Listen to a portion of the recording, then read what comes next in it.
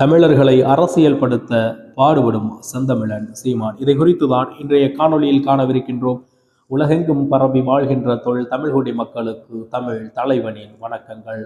2009 2024 வரை தொடர்ச்சியாக தமிழ்நாட்டில் இருக்கக்கூடிய அரசியல் களத்தில் செந்தமிழன் சீமான் என்ற தனித்த ஒரு பெருமாற்றல் தனக்கென்றே ஒரு மிகப்பெரிய இடத்தை பிடித்து வைத்திருக்கின்றது. அதில் மிக முக்கிய நோக்கமாக தமிழர்களை அரசியல்படுத்த வேண்டும், தமிழை உயர்த்த வேண்டும் என்ற சிந்தனையின் அடிப்படையில் தான் ஒட்டுமொத்த கட்சியும் நாம் தமிழர் கட்சியாக கட்டமைக்கப்பட்டுள்ளது. மேலும் செந்தமிழன் சீமான் அவர்கள் தங்களுடைய எல்லா விதமான செயல்பாடுகளும் தமிழர் முன்னேற்றம் போன்ற அடிப்படையை வைத்துதான் நகர்த்துவார், செயல்படுவார். மேலும் இதற்கு முன்பு இருந்த பல கட்சிகள் செய்யாத பல விடயங்களை செந்தமிழன் சீமான் அவர்கள் தங்களுடைய அரசியல் வாழ்க்கையில் கிட்டத்தட்ட 14 ஆண்டுகளில் செய்து முடித்திருக்கின்றார் என்றே கூறலாம். ஆங்கிலத்தை கலந்து பேசிக்கொண்டிருந்த நமது தமிழ்நாட்டு இளைஞர்கள் மத்தியில் தமிழை உரையாட வேண்டும், தமிழில் தான் பேச வேண்டும், மேலும் ஆங்கிலம் கலவாத தமிழில் பேசுங்கள் என்ற உயர்ந்த சிந்தனையை விதைத்தார். அதை போன்று பல லட்ச இளைஞர்கள் செந்தமிழன் சீமானை நேசித்து சுவாசித்து அவர்கள் பின்பு சென்று கொண்டிருக்கின்றார்கள்.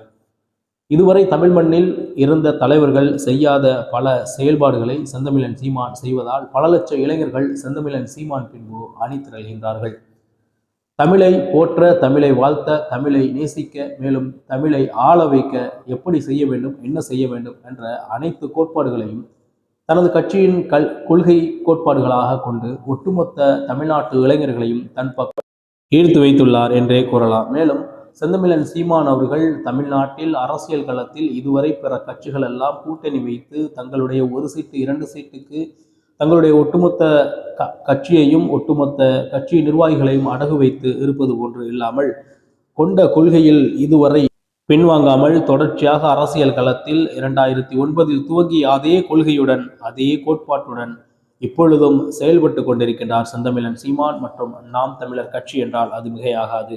எந்த அளவிற்கு என்றால் செந்தமிழன் சீமான் அவர்கள் எவ்வளவோ பிற கட்சிகள் அழைத்தும், எவ்வளவோ காசு பணம் தருகின்றேன் என்று கூறியும், சீட்டுகளை தருகின்றேன் என்று கூறியும், பதவிகள் ஆசை காட்டியும் செந்தமிழன் சீமான் அங்கே செல்லவில்லை. மாறாக நான் மக்களுக்காகவே நிற்கின்றேன், மக்களுடனேயே என்னுடைய போராட்டம், மேலும் மக்களாக பார்த்து என்னை தேர்ந்தெடுத்து வெற்றி பெற வைத்தால் நிச்சயமாக மக்களுக்கு நான் உதவி புரிபவனாக இருப்பேன். அதை விடுத்து பிற கட்சிகள் மூலமாக எனக்கு அந்த வெற்றி கிடைத்தால் அது நிச்சயமாக என்னுடைய கொள்கைக்கு மாறுபாடாகத்தான் இருக்குமே தவிர ஒருபோதும் எனக்கு உதவாது என்ற சீரிய சிந்தனையை தமிழ்நாடு முழுவதும் இருக்கக்கூடிய இளைஞர்களுக்கு விதித்திருக்கின்றார். வெற்றியோ தோல்வியோ தமிழ்நாட்டில் இருக்கக்கூடிய தமிழ் மக்களுடன் மட்டும்தான் என்னுடைய கூட்டணி.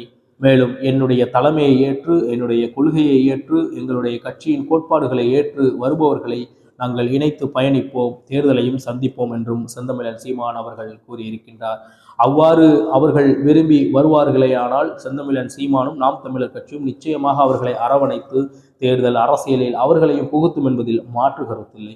மேலும் செந்தமிழன் சீமான் அவர்கள் பல்வேறு நலத்திட்டங்களை தன்னகத்தே கொண்டுதான் இதுவரை தமிழ் மண்ணில் ஒரு தலைவனாக போராடி கொண்டிருக்கின்றார். நிச்சயமாக அவருடைய சிந்தனையும் செயலும் வெற்றி பெறுவதற்கு தேர்தல் அரசியலின் வெற்றியே அது சான்றாக இருக்கும் என்பதை கூறிக்கொண்டு நிச்சயமாக வருகின்ற 2026 சட்டமன்ற தேர்தலில் மிகப்பெரிய ஒரு வெற்றியை செந்தமிழன் சீமான் அவர்கள் பெறுவார் என்று அனைவரும் எதிர்பார்க்கின்றார்கள். நாமும் அதை எதிர்பார்ப்போம். நிச்சயமாக செந்தமிழன் சீமான் அவர்கள் சட்டமன்ற தேர்தலில் இதுவரை எடுத்த 36 லட்சம் வாக்குகளுக்கு மேலாக வாக்குகளை எடுத்து சட்டமன்றத்திற்குள் நுழையக்கூடிய வாய்ப்பினை பெறுவார் என்பதில் நாம் எந்த சந்தேகமும் பட வேண்டாம். நிச்சயமாக அவர் செல்வார் என்பதை கூறிக்கொண்டு மீண்டும் நல்லதொரு காணொலியில் உங்களை சந்திக்கின்றேன். இலக்கு ஒன்றுதான், தமிழ் பேரினத்தின் விடுதலை. நன்றி, வணக்கம். நாம் தமிழர்.